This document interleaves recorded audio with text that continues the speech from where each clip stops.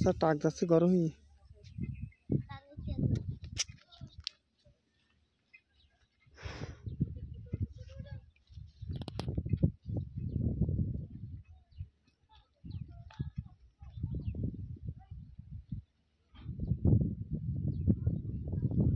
আগে পুকুরি মাছ দিত তা তো পালা থাক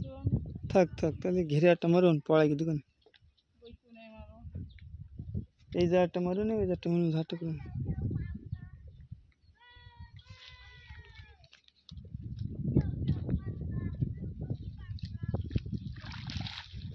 বৌদি অনেক মাছ পাইছে ওই যে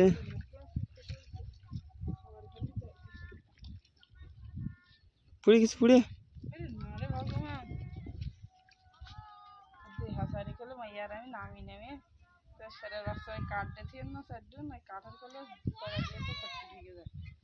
পয়সা রাত যে কতটা বেড়া যাচ্ছে কেন ধরা পড়ে পুকুরের সাথে দেখতেছি এর আগে দেখিনি ওই দেখ ভেড়া দেখ রাস্তা দিয়ে দেখ